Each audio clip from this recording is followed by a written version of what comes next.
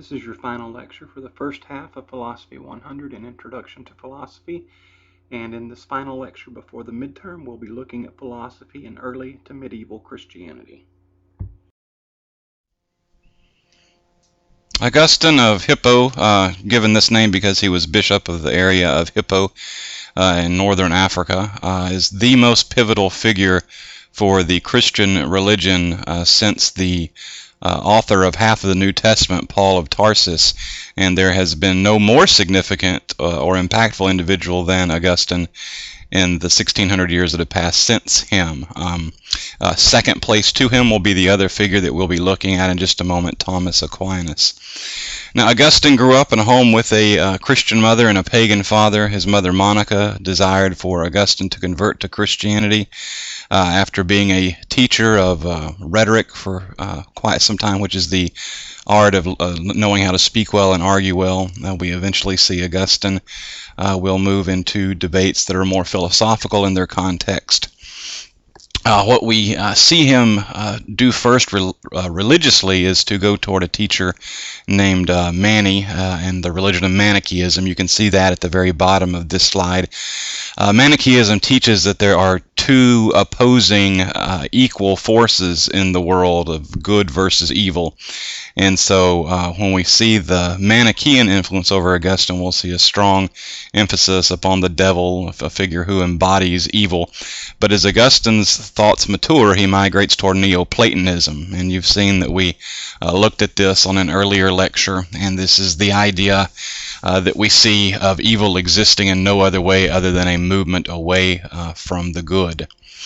Now, Augustine would teach that there were basically four states of the universe, and he looks at this historically. He did believe that there were two literal figures named Adam and Eve that were responsible for the fall of humankind, and so he said when Adam and Eve were first created, this would be the first state of humanity in the universe, that it was actually possible not to sin. It was possible to continue in this relationship with God in a sinless state. But after Adam and Eve fall, Augustine teaches that this is an original sin that ruins all of humanity moving forward. And so now, because of what Adam has done, Augustine will argue that after that point in time, we reach a second state in which no matter what we do, it is sinful. It's impossible not to sin. It's all sin. But then Augustine will arrive at Jesus Christ, and Augustine teaches that through Christ, the universe has now moved into a third state, and we've now returned to the Adam and Eve stage, where it is possible not to sin because of what Jesus Christ accomplished.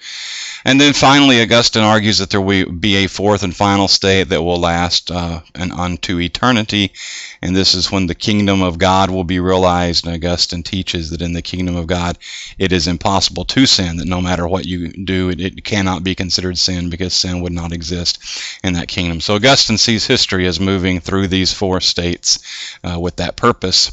Now, to go back to his Neoplatonism for just a moment, that's going to be important for what you see on the third bullet here. Augustine teaches that the only way that we have depravity, which would be another word for evil or wickedness, that the only way evil, wickedness, depravity exist is as a byproduct of deprivation. And so the reason it's phrased this way is because you can see with the two words there's only one letter difference between them. So deprivation, with the I there, that is saying that you're being deprived of the good, you're moving away from the good. And the more you are deprived of the good, eventually that can turn into depravity or actual wickedness or evil. So I hope you hear with the word deprivation, that we have that Neoplatonic idea of moving away from the good, being deprived of the good.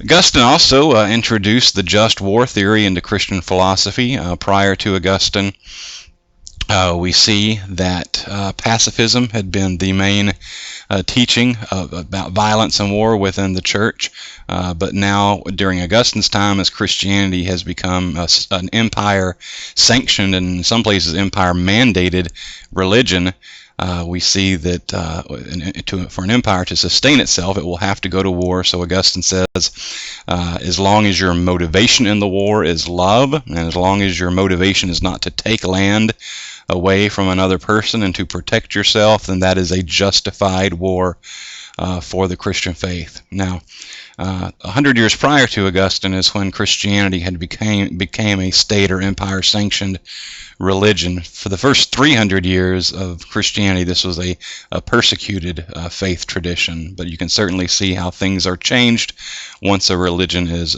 sanctioned and mandated by the state. And let's see, finally, for what you need to know about Augustine's philosophical teachings as it pertains to the early Christian religion, is he taught about the city of God versus the city of man, writing here that all cities of men are temporal. He's writing about this as it's becoming obvious that the Roman Empire is going to fall. We look at around the year 410 CE or AD.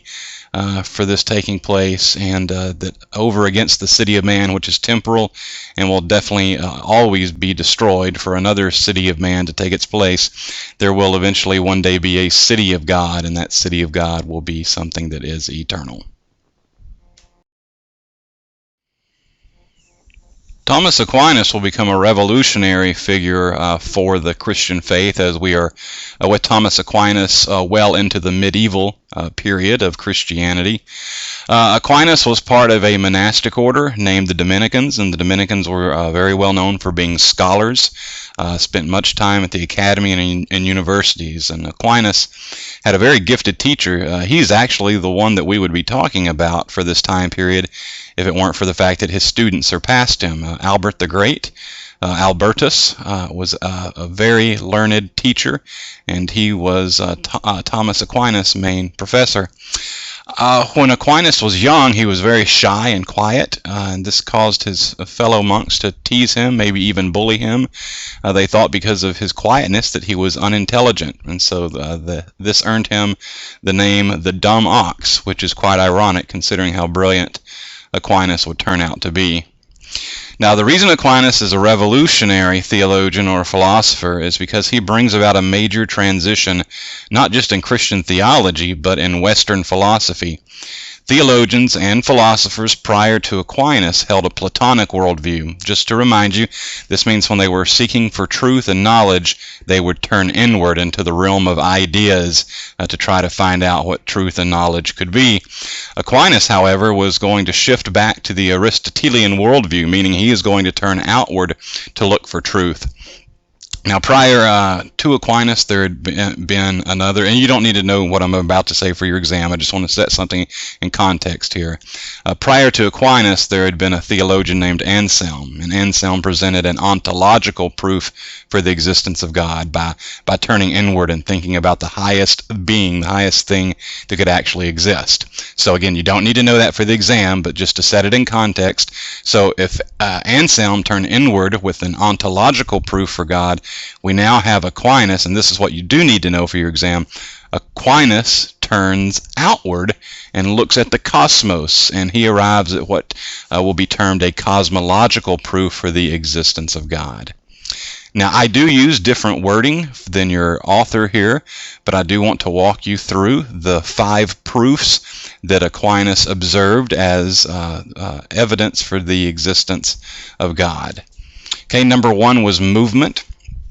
As Aquinas looks out into the skies and he sees celestial bodies moving across the sky, Aquinas makes that observation and then thinks, well, if something is moving in the skies, that means that something had to be the mover, something had to put that thing in motion, and so therefore God would be the equivalent of the mover, the thing that brings about that movement in the sky. Okay, also existence. Aquinas would say that as we observe the things that exist in our world, whether it be a lake or a tree or another person, if something exists, that means there had to be something that brought that thing or person into existence. And so, and I hope you realize all of these ideas can be argued against. I'm not stating these as something that everyone agrees with. Certainly, there are many that disagree with Aquinas's 5 proofs. I'm just presenting to you what he taught. Third, I'm going to go to an example I used earlier in the semester when we talked about aesthetics. Remember that aesthetics is the idea of beauty within objects.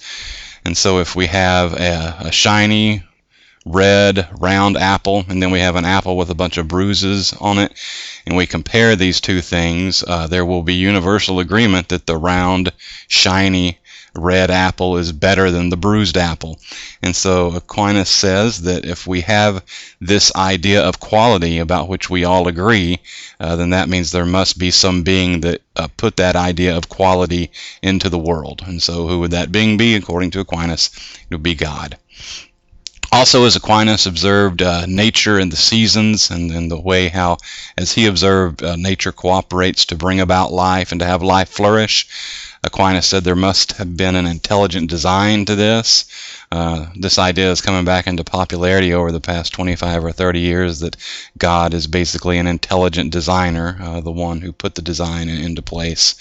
And so that would be a fourth proof for God, according to Aquinas. Then lastly is contingency or dependency. The picture that is used here by Aquinas is that of an infant nursing on his mother's breast, and the idea being that that infant is contingent upon his mother, dependent upon his mother. And so therefore, if an infant is dependent or contingent upon the mother, then therefore the mother and therefore all of humanity must be contingent or dependent on some other being. And again, for Aquinas, that would be God. Now, Aquinas' theology is called Thomism, after his first name, not his last name, and it is still accepted as the most authoritative theology in the Roman Catholic Church today. When the Protestant tradition broke away from the Roman Catholic Church, the Roman Catholic Church had a very long council that lasted over a decade called the Council of Trent, and at that council they decided that since Thomas Aquinas' theology predated the Protestants, then they would make that their most authoritative theology. And his primary written works, which are paramount for Christian theology and philosophy, are Summa Theologica and Summa Contra the Gentiles.